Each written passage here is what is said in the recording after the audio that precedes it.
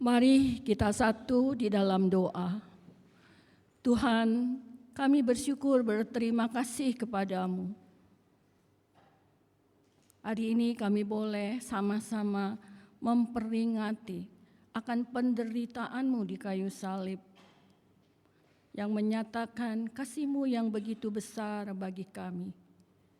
Sehingga lewat kematian-Mu di kayu salib, kami beroleh anugerah keselamatan dari-Mu. Terima kasih Tuhan. Dan pagi ini kembali kami mau bersama-sama merenungkan akan renungan Jumat Agung ini. Tuhan menolong hamba-Mu di tengah segala keterbatasannya, sehingga boleh menyampaikan kebenaran firman-Mu ini dengan baik dalam pimpinan Tuhan.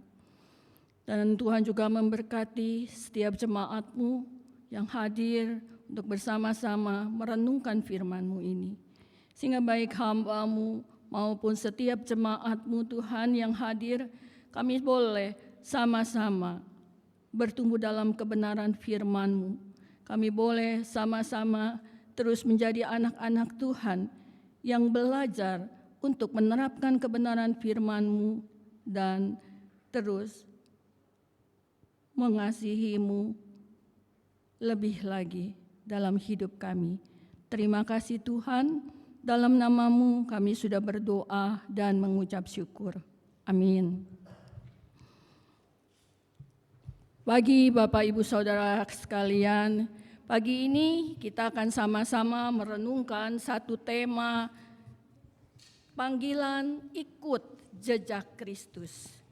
Kita akan melihat latar belakang daripada Yohanes pasal 12 ayat 12 sampai 19 yang menjadi tema dan nats khotbah kita pagi ini. Sekali lagi, nats ini tidak bisa lepas dari pasal yang sebelumnya.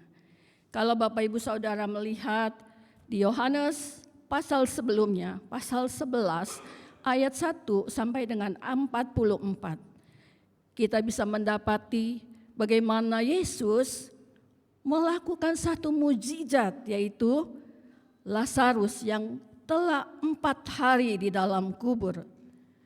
Tuhan Yesus membangkitkannya.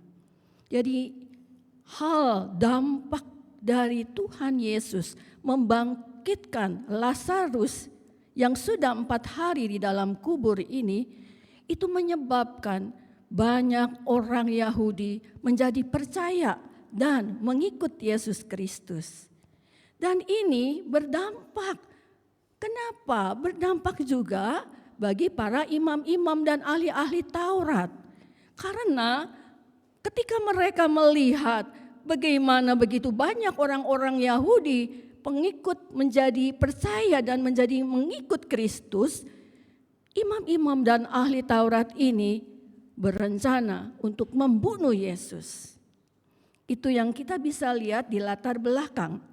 Lalu kita juga melihat bahwa setelah Yesus membangkitkan Lazarus, Yesus dan murid-muridnya ini pergi ke Efraim. Baru setelah itu, Yesus dan murid-muridnya kembali lagi ke Yerusalem.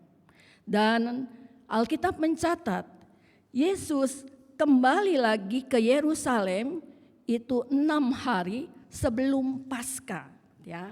Nah, lalu kita juga mau lihat di dalam latar belakang ini bahwa kunjungan daripada Yesus Kristus ke Yerusalem kali ini, Yesus singgah ke Betania. Ya, kita tahu Betania itu adalah dia berkunjung ya untuk mengunjungi Lazarus, ya, Lazarus yang sudah dibangkitkan oleh Yesus Kristus.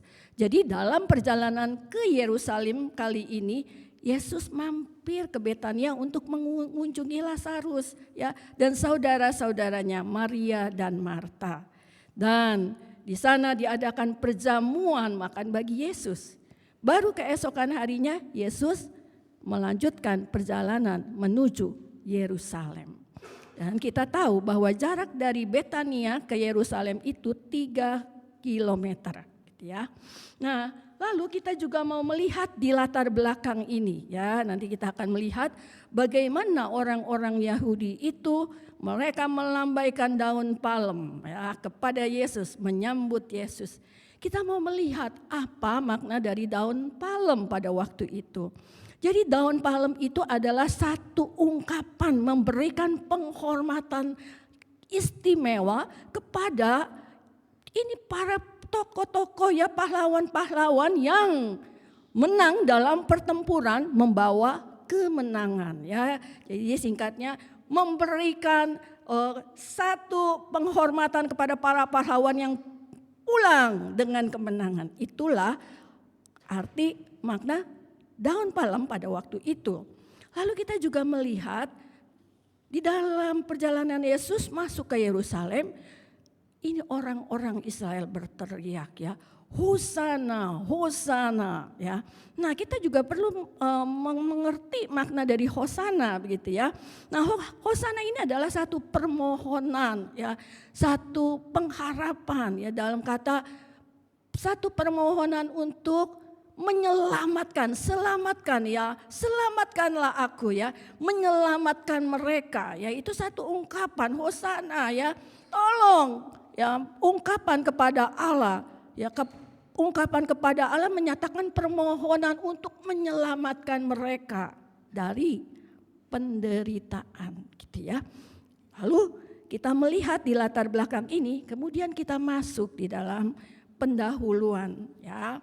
Nah, Bapak Ibu sekalian, tadi itu temanya adalah panggilan ikut jejak Kristus gitu ya. Ada yang hal istimewa.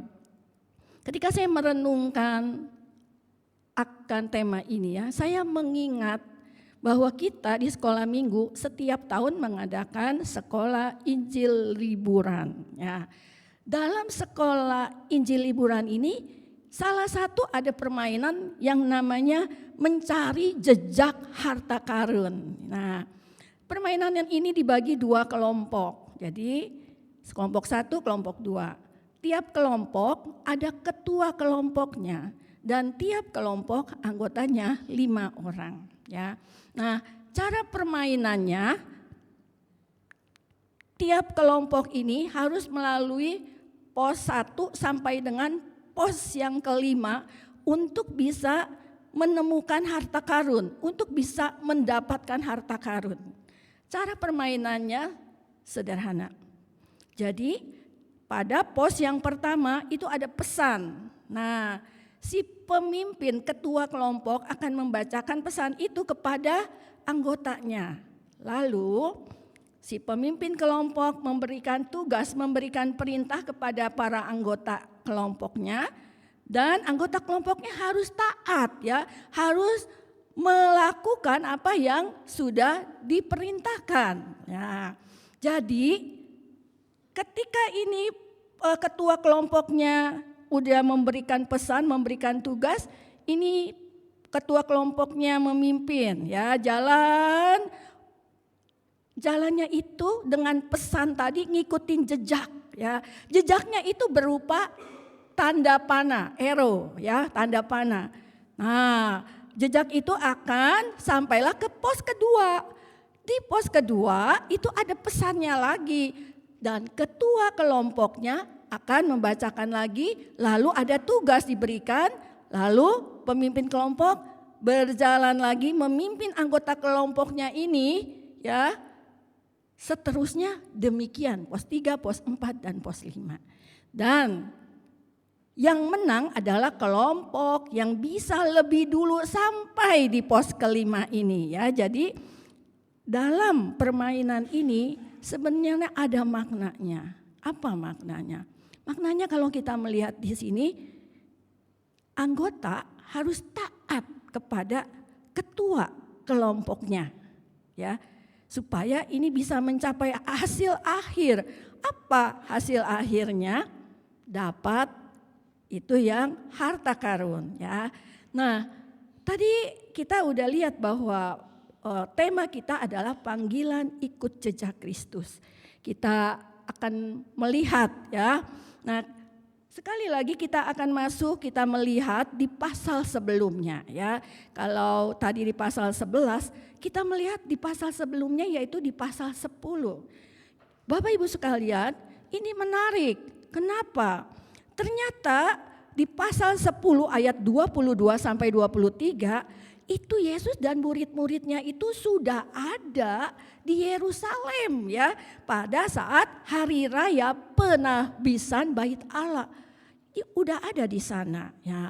Di dalam ketika Yesus ada di Yerusalem pada waktu itu, maka Yesus melakukan satu percakapan dengan orang-orang Israel gitu ya. Dan sekali lagi, ketika terjadi percakapan ini orang-orang Israel merasa tidak puas dengan jawaban Yesus. Lalu orang-orang Israel ini mau melempari Yesus dengan batu ya, dan mereka mau menangkap Yesus begitu ya. Tetapi tidak berhasil. Kita bisa lihat itu di Yohanes pasal 10 ayat 31 dan ayat 39 ya. Dan akhirnya Yesus meninggalkan Yerusalem ya. Nah, kita lihat di sini. Itu pasal 10, Yesus ada di Yerusalem ya. Dilemparin batu, mau ditangkap gitu ya. Lalu di Yohanes pasal 11-nya, tadi kita lihat Yohanes 11 ayat 1 sampai dengan 44, itu Yesus membangkitkan Lazarus, dampaknya banyak orang Yahudi percaya, lalu dampaknya lagi imam-imam ahli Taurat mau membunuh Yesus ya. Nah lihat ini ya, Yesus udah ada di situ sebelumnya, dilemparin batu begitu ya. Terus mau ditangkap, lalu Yesus di pasal 11 itu mau dibunuh. Ya, dampak daripada Yesus membangkitkan Lazarus, Yesus mau dibunuh gitu ya. Mau ditangkap dan dibunuh oleh imam-imam ahli Taurat ini ya. Tetapi menarik begitu ya. Ketika kita tadi membaca nas itu, Yohanes 12 ayat 12 mengatakan bahwa Yesus dalam perjalanan menuju ke Yerusalem. Intinya kita melihat kalau Yesus kembali lagi ke Yerusalem, ini Yesus akan menghadapi ancaman maut begitu ya. Ini orang-orang Israel, imam-imam ahli Taurat mau membunuh Yesus begitu ya. Tetapi kita melihat ketika Yesus tahu akan keadaan itu, Yohanes 12 ayat 12 mencatat, Yesus tetap pergi ke Yerusalem. Yesus dalam perjalanan menuju ke Yerusalem. Nah, ini loh Bapak, Ibu, Saudara sekalian. Kita melihat satu ketaatan dari Yesus untuk melakukan kehendak Bapa. Ya, karena Yesus diutus ke dalam dunia ini punya misi, yaitu menyelamatkan manusia dari kematian kekal kepada kehidupan kekal. Ya, ini misi Tuhan Yesus. Yang karena misi ini menjadi kehendak Bapa. Jadi meskipun ada tantangan, Tuhan Yesus tetap taat dalam melakukan kehendak Bapa. Pergi menuju ke Yerusalem meskipun tantangannya adalah kematian. Nah, Bapak Ibu Saudara sekalian, ini menjadi satu panggilan jejak Kristus ya.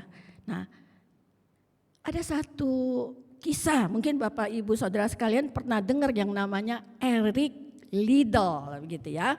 Nah, menarik kenapa di Eric Liddell kita mau lihat ya. Enggak mudah loh bagi anak Tuhan mau melakukan taat kepada kehendak Bapa.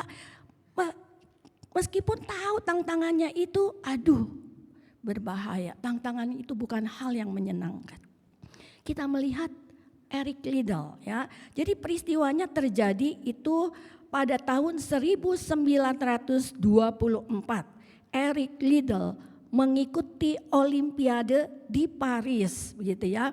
Dan Eric Liddell dari Swedia ini dia mewakili negaranya gitu ya. Nah, Bapak Ibu Saudara sekalian ada yang menarik. Mengapa? Eric Liddell ini dia dalam Olimpiade itu ikut lomba lari 100 meter. Dan lomba lari 100 meter itu adalah keahlian dia, ya, kekhususan dia, spesialisasi dia. Tapi dia udah dijadwalkan untuk ikut di dalam pertandingan 100 meter lari itu. Tapi itu jatuhnya hari Minggu, ya. Hari Minggu adalah hari Sabat. Dan bagi Eric Lieder itu adalah hari beribadah kepada Tuhannya. Nah, karena hal ini Eric Lieder memutuskan membatalkan tidak ikut di dalam lomba lari 100 meter yang menjadi spesialisasinya. Dan ketika saya membaca artikel ini begitu ya, Eric Lieder mau taat melakukan apa yang menjadi perintah, kehendak daripada Tuhan dalam hal ini. Dan ketika itu dia lakukan, dikatakan dia dikecam oleh media Inggris, dicemooh, kalau dia di jalanan dicemooh, dilemparin orang gitu ya. Lalu dia dianggap tidak patriotis, tidak nasionalis, dikritik sebagai pengkhianat. Nah, lihat Bapak Ibu Saudara sekalian ya. Ketika kita anak-anak Tuhan mau melakukan taat kepada apa yang menjadi kehendak Bapa, tidak mudah, ada tantangannya ya. Dalam renungan mengingat kembali ya peristiwa Jumat Agung ini, biarlah menjadi satu momen kita ya. Mari kita mengevaluasi diri kita, termasuk saya ketika saya menyiapkan renungan firman Tuhan ini. Sejauh mana ya saya sebagai anak Tuhan, apalagi sebagai hamba Tuhan, sudah melakukan apa yang menjadi kehendak Tuhan dalam kehidupan saya ya. Sejauh mana ya. Meskipun kalau dilihat ketika mau melakukan itu ada banyak tantangannya, tetapi firman Tuhan mengingatkan kita ya. Mari kita belajar menerapkan untuk taat melakukan apa yang menjadi kehendak Tuhan. Mudah, tidak mudah. Tapi sekali lagi nanti kita melihat ya bagaimana indahnya berjalan ketika kita melakukan kehendak Tuhan. Lalu kita lanjut. Kita mau masuk di dalam poin selanjutnya gitu ya. Itu ada kesalahan ketik. Itu bukan pengakuan Yesus tapi pengakuan orang Israel terhadap Yesus bahwa Yesus adalah Mesias ya. Nah, Bapak Ibu Saudara sekalian, kita tidak lepas dari Alkitab kita gitu ya, dari nats kita ya. Di Yohanes 12 ayat 12 menarik nih ya. Kenapa? Di sana dikatakan keesokan harinya ketika orang banyak yang datang ya untuk merayakan Paskah begitu ya, mendengar bahwa Yesus sedang di tengah jalan menuju Yerusalem. Nah, kita mau melihat orang banyak ini yang mana begitu ya. Nah, Bapak Ibu Saudara sekalian, ya kalau kita melihat ya dari ayat-ayat sebelumnya tadi kita tahu begitu ya, bahwa Yesus Kristus ini tadi dia sudah ada di Yerusalem, lalu pergi lagi ke Yerusalem. Tapi yang kita mau melihat di sini adalah bahwa Yesus Kristus itu datang ke Yerusalem menjelang Paskah gitu ya. Nah, dalam menjelang Paskah itu ada banyak orang ya yang juga datang dari berbagai tempat ke Yerusalem untuk merayakan Paskah Yahudi ya. Nah, Paskah Yahudi ini menarik begitu. Kenapa? Enggak kayak kita dirayakannya 1 hari. Paskah Yahudi itu 7 hari ya, merayakan sukacita. Kenapa? Paskah Yahudi merayakan pembebasan mereka dari perbudakan Mesir ya. Nah di sini apa yang menariknya begitu? Menariknya begini Bapak Ibu Saudara sekalian ya. Ternyata menjelang Paskah itu begitu banyak orang-orang yang datang ke Yerusalem dari berbagai tempat. Ternyata orang-orang ini ada banyak di antaranya yang sudah datang lebih dulu ya, lebih awal. Kayak kita kalau datang ibadah lebih awal ya, mau menyiapkan segala sesuatu, khususnya persiapan hati begitu ya dalam menyambut Paskah. Nah, orang-orang ini udah pada datang begitu ya, datangnya lebih awal. Dan orang-orang yang datang lebih awal ini ternyata mereka sempat loh melihat bagaimana Yesus membangkitkan Lazarus yang sudah 4 hari di dalam kubur. Mereka lihat ya, kan tadi kita lihat jarak Betani, Yerusalem Betani kurang lebih 3 kilometer. Jadi pada waktu mereka datang lebih awal, mereka sempat menyaksikan peristiwa kebangkitan Lazarus. Peristiwa Yesus membangkitkan Lazarus begitu ya. Nah, menariknya ketika ini mereka pada kumpul ya di Yerusalem, banyak orang-orang yang datang, orang-orang yang menyaksikan yang menyaksikan Yesus membangkitkan Lazarus, mereka bersaksi kepada orang-orang lain ya yang ada di sekitarnya.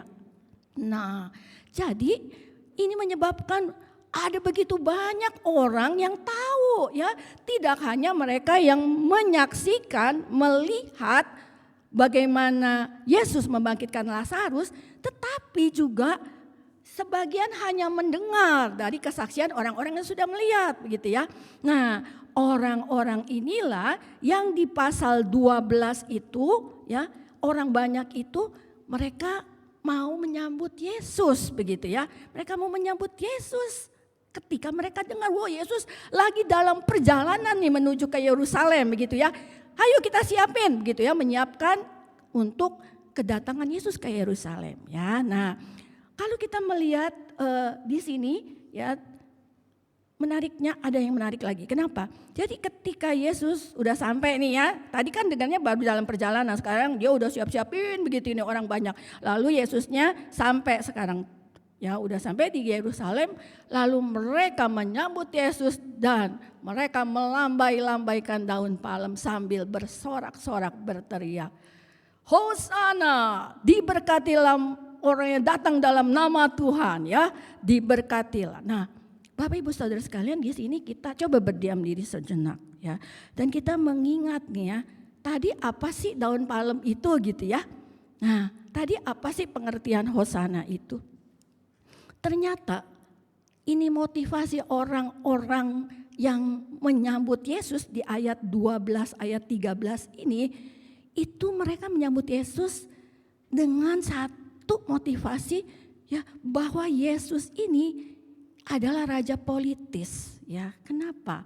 Tadi kita lihat pengertian dari daun palem itu adalah satu penghormatan ya untuk menyambut para pahlawan yang menang dalam pertempuran ya. Jadi para pahlawan yang pulang dari peperangan dan menang ya, disambut begitu ya. Dan tadi Hosana menyatakan apa? Permohonan ya, pengharapan kepada Allah untuk menyelamatkan mereka. Nah, jadi kita lihat nih motivasi orang-orang yang menyambut Yesus tadi ya, yang melihat Yesus membangkitkan Lazarus, yang mendengar dari kesaksian orang-orang yang sudah melihat. Jadi mereka menyambut ini dalam pengertian mereka punya satu motivasi, Yesus ini raja politis ya, lihat. Mereka di dalam bayangan mereka kan tadi makna itu menyambut para pahlawan yang menang dalam peperangan begitu ya, menang perang. Jadi dia dalam bayangan dia nih Yesus raja kemenangan. Nah, jadi dalam bayangan dia Yesus raja kemenangan, melepaskan mereka, membebaskan mereka nanti dari penjajahan Romawi. Karena pada saat itu orang-orang Israel itu dijajah oleh bangsa Romawi. Dan mereka sangat menderita karena penjajahan itu. Karena itu ketika mereka mendengar, mereka melihat Yesus yang begitu hebat. Bayangin orang udah dikubur 4 hari bisa bangkit, bisa hidup lagi begitu ya. Jadi mereka berpikir ya kalau dia nanti memimpin kita, aduh itu pasukan Romawi mah kecil ya. Dia punya kuasa yang hebat membangkitkan orang mati begitu ya. Jadi kalau melawan itu orang-orang prajurit Romawi kecil gitu ya. Karena itu mereka punya harapan yang tinggi. Karena itu mereka bersorak, Hosana, Hosana, diberkati dia yang datang dalam nama Tuhan, sambil melambai-lambaikan daun palem. Jadi mereka di dalam pengharapan mereka, motivasi mereka, ini dia Yesus raja yang akan memimpin kita ya, mengalahkan penjajahan daripada Romawi dan membawa kita menuju kepada apa? Menyelamatkan kita dari penderitaan karena penjajahan bangsa Romawi ini. Nah, itu motivasi mereka begitu ya. Nah, dan ada yang menarik lagi begitu ya, ketika kita melihat ternyata ini Yohanes 12 begitu ya. Ayat 13 ini ketika saya harus lihat dari Alkitabnya. Yohanes 12 ayat 13 ini ternyata ketika mereka berseru, melambaikan daun palem berseru, Hosana, diberkatilah dia yang datang dalam nama Tuhan, Raja Israel. Jadi di sini ketika mereka menyambut itu, mereka mengutip ya, ini mengutip dari Mazmur 118 ayat 25 dan 26. Dan Mazmur 118 ini itu tentang Mesias yang dijanjikan ya. Nah, menarik begitu. Jadi ketika mereka menyambut Yesus masuk ke Yerusalem, melambaikan daun palem, terus berteriak Hosana, Hosana, diberkatilah dia yang datang dalam nama Tuhan. Ini menyatakan ya, mereka mengutip di dalam Mazmur 118 ayat 25-26 yang menyatakan bahwa itulah Mazmur tentang Mesias. Jadi intinya di dalam ayat 12 ayat 13 ini orang-orang Israel ini mengakui bahwa Yesus adalah Mesias. Yesus ada yang diurapi. Nah, luar biasa kan Bapak Ibu Saudara sekalian. Maknanya ternyata ini sangat luar biasa ya. Nah, apa yang kita bisa menariknya begitu ya. Di ayat 16 dikatakan ternyata murid-murid Tuhan Yesus juga punya pikiran yang sama gitu ya, bahwa Yesus ini raja duniawi gitu. Ini kan dibilang ayat 16, murid-murid pada waktu itu juga tidak mengerti maksud ini begitu. Tetapi baru setelahnya ya, baru setelah Yesus mati di salib, bangkit, naik ke surga, Roh Kudus turun, baru mereka ini kan kitab Yohanes 12 ini, pasal ini, bagian kitab ini ditulis oleh Yohanes ya, murid Tuhan Yesus begitu. Jadi setelah itu ketika dia menulis surat ini, dia baru menyadari ya, dengan Roh Kudus, pimpinan Roh Kudus, ternyata dia baru menyadari, oh ini maksudnya ya. Nah, apa yang kita bisa belajar dari jejak panggilan ini? Bapak Ibu Saudara sekalian lihat, ketika seseorang mau taat melakukan kehendak Bapa, meskipun tantangannya begitu besar begitu ya, di dalam kedaulatan Allah, di dalam rencana Allah gitu ya, hal yang mustahil, hal yang tidak mungkin menjadi mungkin. Bayangin Bapak Ibu Saudara sekalian, dia ini mau dibunuh loh. Dari awal dia itu udah mau ditangkap ya, mau dibunuh begitu ya. Mau ditangkap tadi, mau dilemparin batu. Dan di ayat 11 ya, ini mau dibunuh oleh orang-orang Israel, yaitu khususnya di sini menunjuk kepada imam-imam ahli Taurat. Dia mau dibunuh loh ya. Lihat, ada tantangan tapi taat, maju karena mau taat melakukan kehendak Bapa. Dan kita melihat ketika Yesus tetap melakukan kehendak Bapa, ya seharusnya dia ini dibunuh pada waktu itu ya, udah bisa ditangkap gitu ya. Ini secara manusia nih ya, secara manusia itu kan imam-imam ahli Taurat juga punya kuasa yang hebat begitu ya. Tapi penekanan kita di dalam kedaulatan Allah ya, ketika Yesus mau melakukan kehendak Bapaknya, sesuatu yang tidak mungkin menjadi mungkin. Dia yang seharusnya dilemparin batu, dia seharusnya ditangkap pada waktu itu. Tetapi di dalam kehendak Bapa, ketika dia mau sungguh-sungguh melakukan kehendak Bapa, meskipun tantangannya nyawanya sendiri, dan bagian Bapa, dia malah disambut, dan mereka orang-orang Israel yang membencinya ya, yang tadinya mau menangkap dia, justru memuliakan dia. Hosana, Hosana ya. Mereka menyatakan satu pengakuan, ya Yesus adalah Mesias yang dijanjikan. Luar biasa. Jadi lewat renungan ini kita mengambil lagi satu teladan Yesus Kristus ya. Kita ingat di dalam kedaulatan Allah, Dia bisa, ketika kita mau taat, dia bisa melakukan hal yang ajaib dalam kehidupan setiap kita. Amin, Bapak Ibu Saudara sekalian. Lalu kita masuk pada bagian ayat 14, ayat 15. Dan ini lebih menarik lagi ketika saya mencoba melihatnya. Kenapa? Kita lihat ya, coba Bapak Ibu Saudara sekalian kalau buka Alkitab ayat 14, ayat 15 itu Yesus disambut nih. Yesus meresponin dong, orang Yesus disambut jadi Yesus harus kasih respon gitu ya. Menarik, kenapa? Menariknya ketika Yesus meresponin, dia masuk ke kota Yerusalem itu dengan menunggangi apa? Keledai. Coba Bapak Ibu Saudara sekalian, dia nunggangin keledai. Nah, pada masa itu keledai itu adalah hewan untuk tunggangan pada masa damai. Tetapi kalau kuda itu tunggangan untuk berperang gitu ya. Nah, jadi Yesus melihat motivasi orang-orang ini tidak benar begitu ya. Karena itu Yesus meresponi, dia bukan naik kuda, dia naik apa? Keledai. Ya, ini menarik.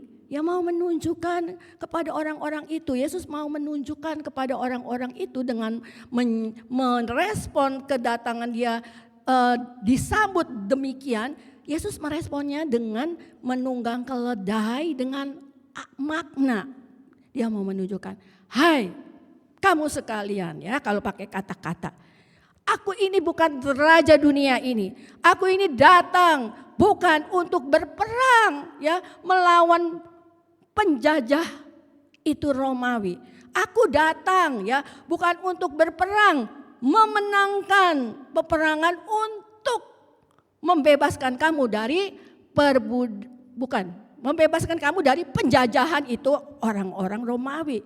Bukan, aku datang bukan dengan tujuan itu. Ya, kira-kira kalau mau pakai kata-kata, Yesus mau mengatakan demikian ya. Karena Yesus datang dia membawa damai ya. Karena keledai tunggangan adalah hewan yang ditunggangi pada masa damai ya. Nah, ini menarik ya. Bapak Ibu Saudara sekalian, luar biasa Tuhan Yesus itu. Dan lalu kita mau melihat lagi di sini, jadi dia udah menyatakan ya bahwa dia bukan raja yang mereka pikirkan bahwa saya adalah raja. Aku Tuhan, bukanlah raja duniawi yang menyelamatkan kamu dari penderitaan orang-orang Romawi itu. Bukan ya. Jadi sekali lagi menarik begitu ya.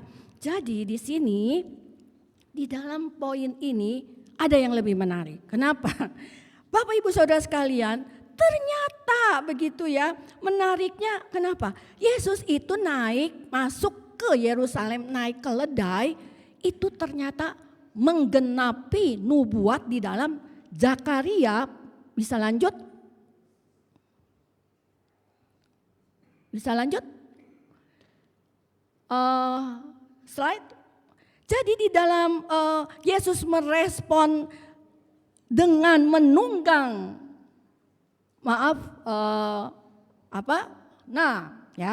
jadi Yesus di sini mau merespon, Yesus merespon sambutan rakyat Yahudi dengan menunggangi seekor keledai itu sebenarnya mau menggenapi nubuat di dalam Zakaria 9 ayat 9 begitu ya.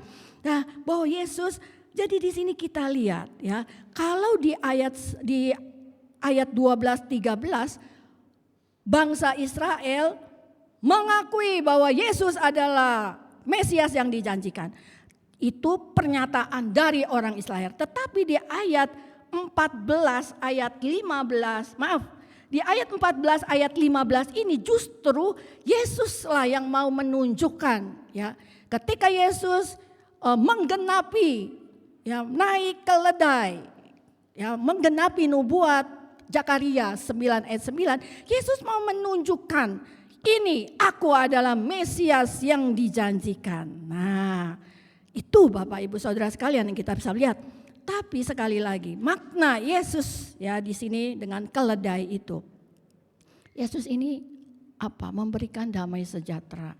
Jadi Yesus bukan datang untuk menyelamatkan orang-orang Israel ini dari penjajahan bangsa Romawi.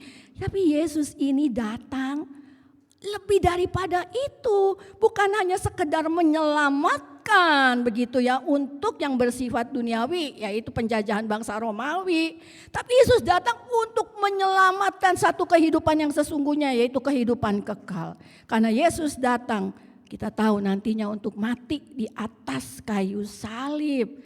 Menyelamatkan ini orang-orang yang mau percaya bahwa Yesus adalah Mesias yang dijanjikan.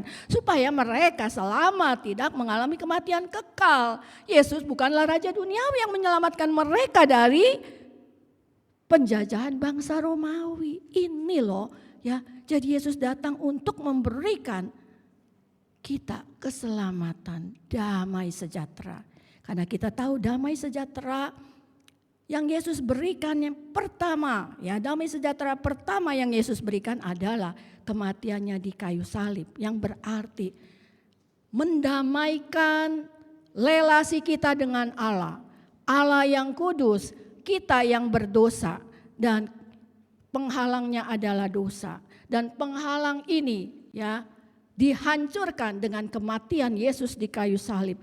Darah Yesus yang kudus ya, itu menjadi persembahan yang harum, mendamaikan kita dengan Allah ya, mendamaikan. Nah, luar biasa nih Bapak Ibu sekalian. Jadi ini poin yang ketiga ya, dalam jejak mengikuti jejak Kristus apa? Damai ya, membawa damai ya. Damai sejahtera. Ya, damai sejahteranya dia mendamaikan relasi kita dengan Allah Bapa, dan ini sangat penting ya. Kenapa? Biarlah kita, kehadiran kita sebagai anak-anak Tuhan itu membawa apa? Damai. Ya, damai sejahtera, tenang ya. Kerendahan hati ya, terus kerjasama yang baik ya, mendamaikan. Jadi ketika kita ada di dalam satu komunitas, orang merasa aduh nyaman ya, karena dia selalu ya dengan hati yang penuh dengan sukacita ya, damai yang nyata. Jadi ketika orang melihat ini anak Tuhan gitu ya, orang nggak usah dengan banyak hal ketika melihat oh ini anak Tuhan ya, membawa damai. Nah Bapak Ibu Saudara sekalian, ini kita udah selesai dari ayat 12 sampai ayat yang ayat ini ya, 19 ini ya. Dan sampai di sini kita mau berhenti sejenak ya. Kita sudah melihat ini jejak panggilan-panggilan. Lalu kita mau lihat di sini. Sekali lagi Yesus datang ke Yerusalem, ini mau Paskah begitu ya, menjelang Paskah ya. Nah, dan tadi itu orang banyak yang motivasinya menjadikan Yesus Raja Duniawi, dia bersorak, Hosana, Hosana, diberkatilah dia yang datang dalam nama Tuhan. Beberapa hari kemudian ya, jaraknya cuma beberapa hari ya, beberapa hari kemudian orang-orang banyak ini teriakannya lain lagi. Salibkan dia, salibkan dia. Lihat Bapak Ibu Saudara sekalian, ya hanya jarak dalam beberapa hari, ya. Nah, kita melihat di sini, ya. Kita melihat dulu ya bahwa kedatangan Yesus ke Yerusalem itu justru untuk mengawali kesengsaraan dan penderitaannya yang akan mencapai puncak pada kematiannya di kayu salib. Dan penderitaan kesengsaraan ini nantinya akan membawa keselamatan bukan hanya kepada bangsa Israel tapi kepada seluruh umat manusia di dunia ini ya. Jadi ini penghantar ini ya. Jadi kita belajar, kita merenungkan nats ini menghantar Yesus menuju salib sebenarnya ya. Dan salibkan dia, salibkan dia. Nah, hari ini ya kita sama-sama memperingati Jumat Agung, memperingati akan kasih Yesus ya kepada kita, kasihnya kepada kita dalam melakukan kehendak Bapa. Mari ya kita mau sama-sama melihat cuplikan dari film The Passion of the Christ untuk mengingat kembali kita melihat diri kita Seberapa jauh kita sudah melakukan kehendak Bapa? Seberapa jauh kita sudah mempercayakan hidup kita kepada Dia, ya.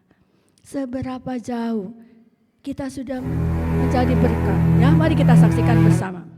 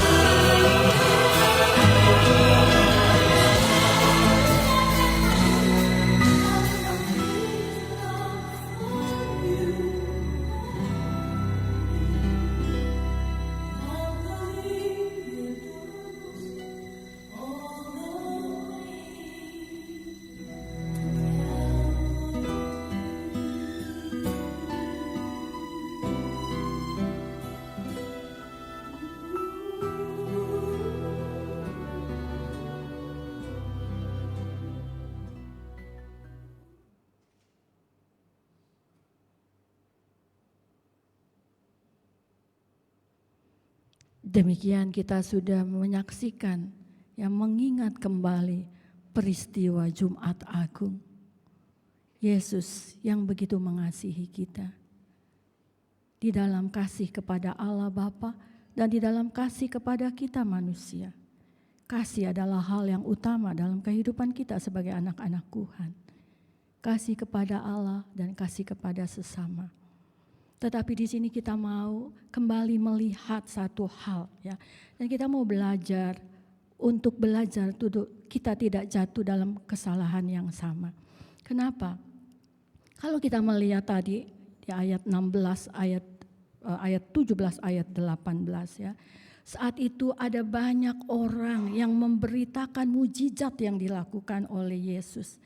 Tetapi pada akhirnya kita melihat mereka tidak benar-benar memberitakan Yesus yang memberikan kehidupan yang sesungguhnya, gitu ya. Karena kalau kita lihat terjadi Yesus yang ditinggikan pada akhirnya ditinggalkan oleh mereka justru di atas kayu salib. Ya, kita lihat. Lalu poin yang kedua yang kita lihat di sini. Ini orang-orang Israel punya harapan yang besar, ya. Ekspektasi yang besar. Yesus, ya, raja yang memberikan kemenangan, mengalahkan penjajah Romawi, yang menyelamatkan mereka dari penderitaan penjajahan Romawi. Kita lihat, ini ekspektasinya, ini motivasinya, karena melihat Yesus melakukan mujizat membangkitkan Lazarus yang mati, ya. Tapi ketika berjalannya waktu, pengharapan itu tidak terjadi, begitu ya. Karena itulah mereka mengatakan salibkan dia, salibkan dia.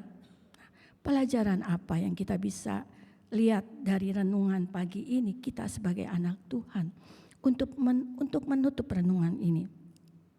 Sekali lagi, Injil Yohanes bukan secara kebetulan, ya, menuliskan firman Tuhan ini kepada kita semua, ya, anak-anak Tuhan di seluruh dunia.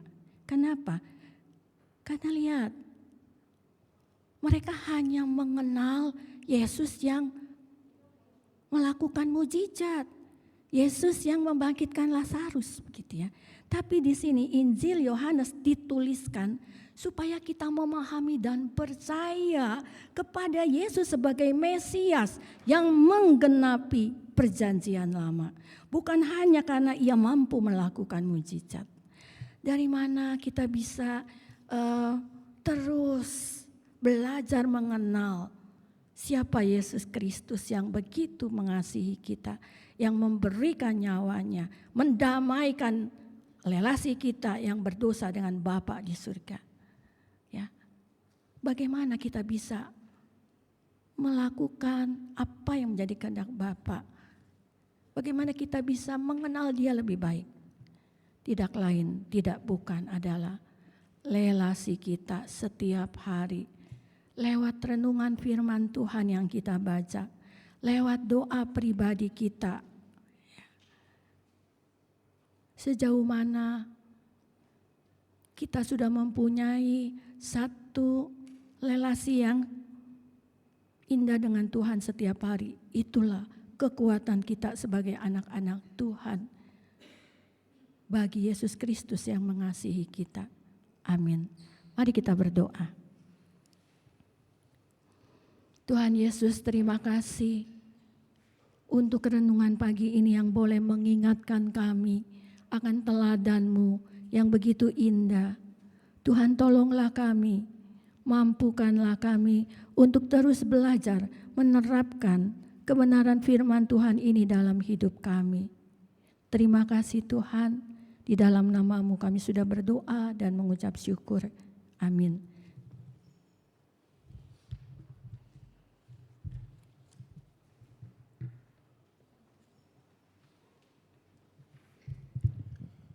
Bapak Ibu Saudara, saya undang untuk bangkit berdiri. Kita akan merespon firman Tuhan dengan membacakan pengakuan iman kita bersama-sama. Mari kita mulai. Aku percaya kepada Allah, Bapa yang Maha Kuasa, Khalik langit dan bumi, dan kepada Yesus Kristus, Anaknya yang tunggal, Tuhan kita, yang dikandung dari Roh Kudus, lahir dari anak darah Maria, yang menderita sengsara di bawah pemerintahan Pontius Pilatus, disalibkan, mati dan dikuburkan, turun ke dalam kerajaan maut. Pada hari yang ketiga bangkit pula dari antara orang mati, naik ke surga, duduk di sebelah kanan Allah, Bapa yang Maha Kuasa. Dan dari sana Ia akan datang untuk menghakimi orang yang hidup dan yang mati. Aku percaya kepada Roh Kudus, gereja yang kudus dan am, persekutuan orang kudus, pengampunan dosa, kebangkitan tubuh, dan hidup yang kekal. Amin. Silakan duduk. Kita akan menaikkan satu pujian untuk mengingatkan kita siapa diri kita, apa yang kita sudah perbuat, dan apa yang hendak kita katakan ketika kita berada di bawah salib Kristus. Di hadapan Tuhan Yesus, betapa hina diriku.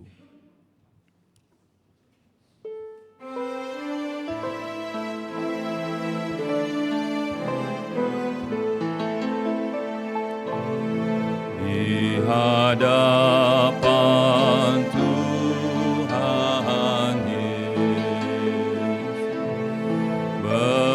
betapa hina diriku, ku bawa dosa-dosaku di hadapan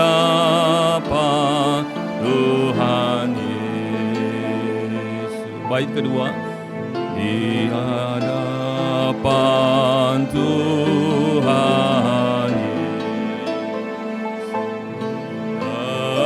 tersungkur karena dosaku, ku puji Dia sebab darahnya di hadapan Tuhan Yesus. Dosaku menentang,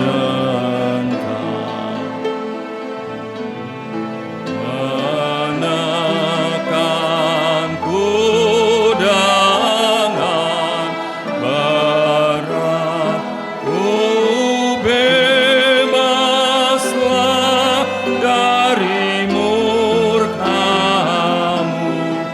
di hadapan Tuhan. Sambil musik memainkan pujian ini dengan lembut, saya akan membacakan dari Lukas pasal 23 ayat 44. Yesus mati. Ketika itu hari sudah kira-kira jam 12. Lalu kegelapan meliputi seluruh daerah itu sampai jam 3. Sebab matahari tidak bersinar dan tabir bait suci terbelah dua.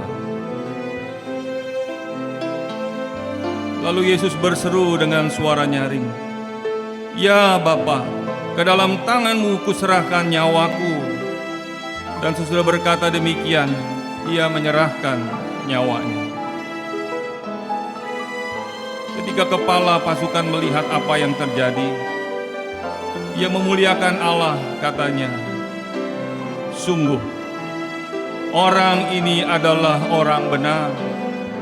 Dan sesudah seluruh banyak orang yang datang berkerumun di situ untuk tontonan itu, melihat apa yang terjadi, pulanglah mereka sambil memukul-mukul diri. Semua orang yang mengenal Yesus dari dekat, termasuk perempuan-perempuan yang mengikuti Dia dari Galilea, berdiri jauh-jauh dan melihat semuanya itu. Kita naikkan pujian ini sekali lagi, baitnya yang pertama saja.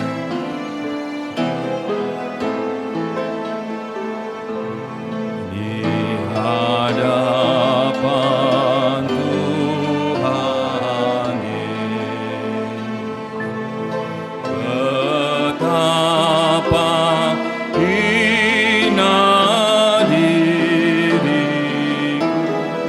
ku bawa dosa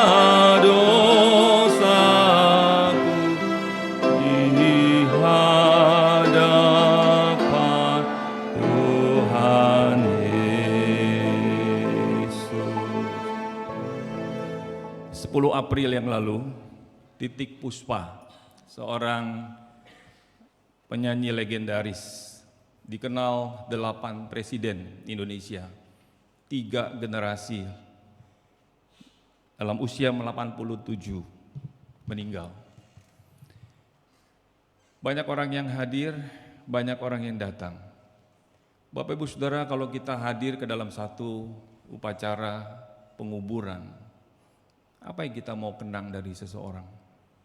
Pasti kita akan ingat siapa dia, apa yang dia sudah perbuat selama dia hidup. Kalau kita perhatikan, panitia sudah membuat ada jejak-jejak kaki di lantai dari pintu masuk sampai ke depan mimbar. Hari ini bicara tentang jejak. Ketika kita ingat kematian Kristus, apa yang saudara ingat? Apa yang saudara kenang? Saya teringat ketika ada seorang yang terkenal, ketika kematiannya belum ada orang tahu. Minggu pertama, bulan pertama, sampai bulan ke-6 baru ketahuan. Ternyata orang yang mati itu, yang dihadiri oleh wakil presiden Amerika, ternyata bukan seorang yang baik, bukan seorang yang benar. Walaupun dunia sudah tahu bahwa dia tokoh orang yang terkenal. Yesus Kristus ketika hari ini kita memperingati kematiannya, dikatakan seluruh dunia mengikut dia. Hari ini kalau kita buka Google, sekitar 31% orang mengikut Kristus. Terlepas apakah dia orang yang sungguh-sungguh lahir baru, ataupun dia hanya orang Kristen nominal, hanya Kristen KTP. Sekitar 2,5 sampai 3 miliar orang mengikut Kristus. Seluruh dunia hari ini memperingati Good Friday, Jumat yang baik. Kenapa? Karena kematian. Kiranya setiap kali kita mengenang kematian, kita diingatkan satu hari Bapak, Ibu, Saudara, dan saya juga akan mengalami yang namanya kematian. Kemarin saya merenungkan Matthew Henry berkata, setiap kali orang mempersiapkan diri baik-baik, memikirkan baik-baik tentang hari kematiannya, dia akan menjadi orang yang rendah hati. Dia tidak akan bisa berbangga diri, karena kematian akan menghentikan seluruh kegiatan kehidupan kita. Cuma hari ini ketika kita merenungkan kematian Kristus, apa yang kita renungkan? Jejak kaki Kristus seperti apa yang kita mau ikuti. Kiranya Jumat Agung sebentar kita makan, minum, roti, air anggur perjanjian, membawa kita mengingat kembali Kristus yang ketika dia mati, pemimpin tentara, pasukan tentara memukul-mukul diri, orang banyak pukul-pukul diri. Dia orang benar. Saya tidak tahu ketika saudara dan saya meninggal, apakah orang bicara tentang diri saya, tentang diri saudara, dia orang benar, atau setelah berapa bulan ketahuan kita bukan orang baik-baik. Kiranya hari ini membuka pikiran kita supaya kita terus membawa kematian Kristus menjadi perenungan hidup kita sampai kita berjumpa dengan Tuhan. Saya undang yang bertugas untuk maju ke depan. Kita naikkan pujian ini, bait kedua dan bait ketiga.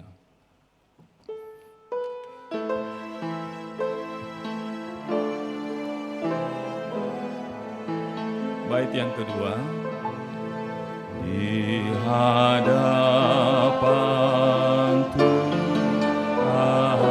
Yesus, tersungkur karena dosaku, ku pujinya sebab darahnya. Di hadapan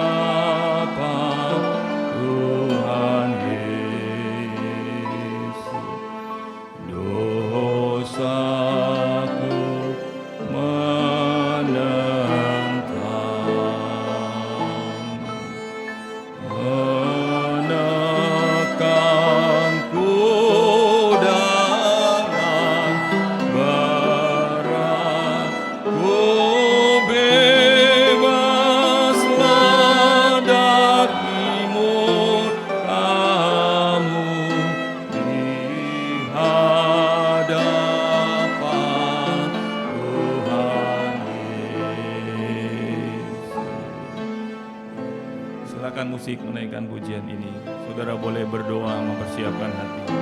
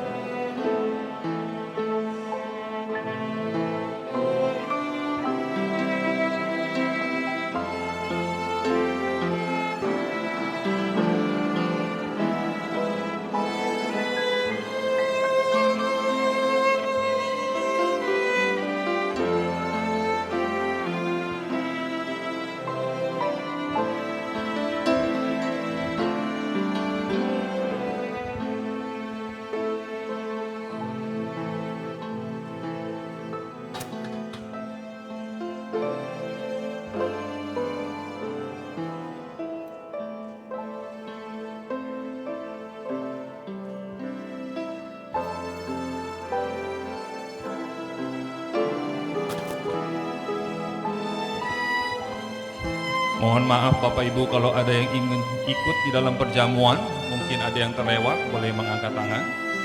Kalau sudah semua, saya undang untuk bangkit berdiri.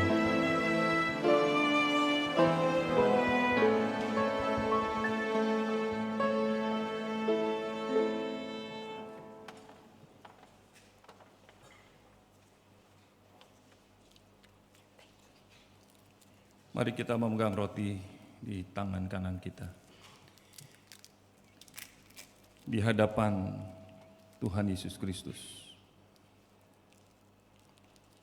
Bagaimana saudara melihat diri saudara?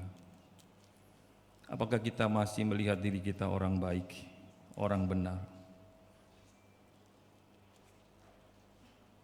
Apa yang kita sudah sampaikan kepada Tuhan di dalam doa kita? Bolehkah kita berdoa supaya kita ditopang, ditolong oleh Tuhan, ikut jejak Kristus, dan ketika kita mati, kita memuliakan. Seperti Kristus memuliakan Bapa, kita pun memuliakan Tuhan. Orang akan berkata tentang kita, dia orang benar, dia orang baik, dia orang yang mengikut Kristus. Biarlah perenungan hari ini boleh mengingatkan kita, siapa kita, siapa Kristus yang mati untuk kita. Kita memegang roti sebelah tangan kanan kita. Tuhan Yesus berkata, inilah tubuhku yang dipecah-pecahkan untuk kamu semua. Ambillah dan makanlah. Mari kita makan bersama-sama sambil mengucap syukur kepada Tuhan.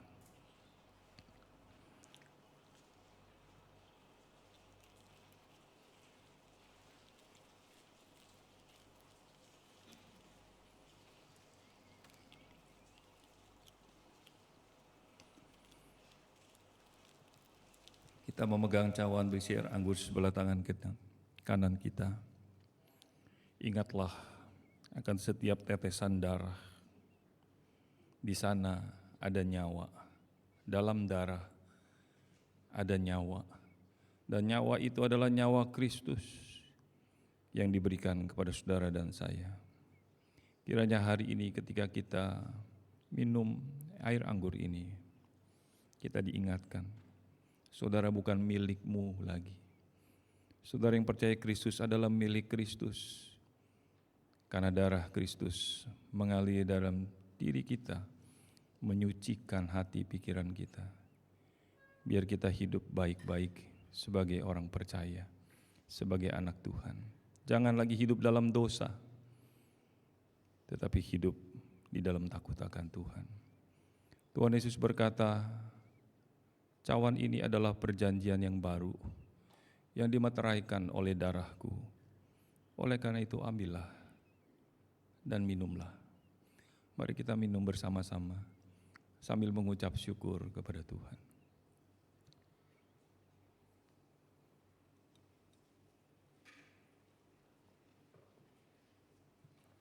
Mari kita berdoa. Kami sungguh bersyukur hari ini lewat peringatan Jumat Agung kami dibawa kembali ke salib Kristus. 2000-an tahun yang lalu, sejarah mencatat, Engkau pernah mati bagi kami. Terima kasih Tuhan. Itulah sebabnya seluruh pengikut-Mu di seluruh dunia, di segala abad sejak kematian-Mu, mengingat, merenungkan betapa besar kasih-Mu bagi kami semua. Betapa tak terkatakan kasih dan cinta-Mu bagi kami. Engkau memilih kami ketika kami masih berdosa. Sekarang ketika Engkau sudah pilih kami, tolonglah setiap kami, supaya sisa hidup, waktu hidup yang Tuhan beri, kami isi dengan mengikuti jejak Kristus sampai di atas kayu salib, sampai kami memuji, memuliakan Tuhan di dalam kekekalan. Inilah seluruh doa kami. Mohon Tuhan yang memimpin terus anak-anak-Mu. Bahkan dalam setiap jatuh bangun kami tidak terus jatuh dan jatuh. Tapi kami bangkit, bangun untuk mengikuti jejak Kristus. Supaya sisa hidup kami pakai untuk kemuliaan bagi nama-Mu. Sertai anak-anak-Mu, jemaat-Mu yang percaya kepadamu. Teguhkanlah dan kuatkan mereka ketika mereka menghadapi persoalan suami, istri, orang tua, anak, cucu, menantu. Kami sadar ya Tuhan, tidak ada yang tidak punya persoalan. Dan kami juga tidak perlu merasa bangga kami banyak persoalan atau merasa tertekan karena kami banyak persoalan. Tetapi kami boleh datang kepadamu, membawa itu semua ke kaki-Mu. Sertai kehidupan anak-anak-Mu dalam usaha pekerjaan, ketika mereka bergumul dalam kesulitan, buka jalan keluar. Ketika Tuhan sudah membuka jalan keluar, bawa mereka kembali kepadamu. Ketika mereka belum menemukan, masih bergumul dengan kesulitan-kesulitan dalam keluarga, ekonomi, pekerjaan, dan sebagainya, kuatkan mereka bahwa Engkau tidak pernah meninggalkan mereka. Terima kasih untuk hari Jumat yang agung, hari kematian Kristus bagi kami. Seumur hidup kami berdoa, biar kami ikut jejak-Mu. Terima kasih Tuhan, banyak yang ingin kami doakan. ajarlah kami berdoa. Seperti Tuhan Yesus mengajar para murid-Nya berdoa, Bapa kami. Bapa kami yang di sorga, dikuduskanlah nama-Mu. Datanglah kerajaan. Jadilah kehendak-Mu di bumi seperti di surga. Berikanlah kami pada hari ini makanan kami yang secukupnya. Ampunilah kami akan kesalahan kami, seperti kami juga mengampuni orang yang bersalah kepada kami. Dan jangan bawa kami ke dalam pencobaan, tetapi lepaskanlah kami daripada yang jahat. Karena Engkaulah yang mempunyai kerajaan, kuasa, dan kemuliaan sampai selama-lamanya. Amin. Doksologi.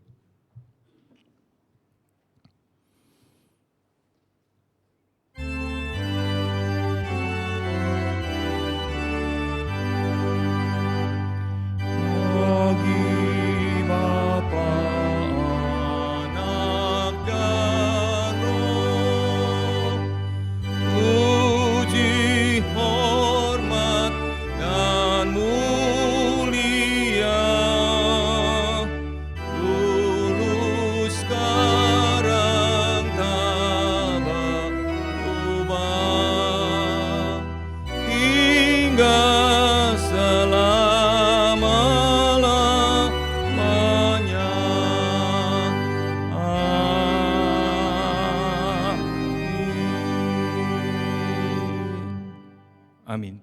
Silakan duduk, ibadah telah selesai. Bersaat teduh sejenak. Nanti setelah saat teduh saya minta mungkin Diki untuk ke depan untuk foto kita bersama untuk peringatan Jumat Agung, lalu kita memberi salam. Silakan berdoa masing-masing, mengucap syukur kepada Tuhan.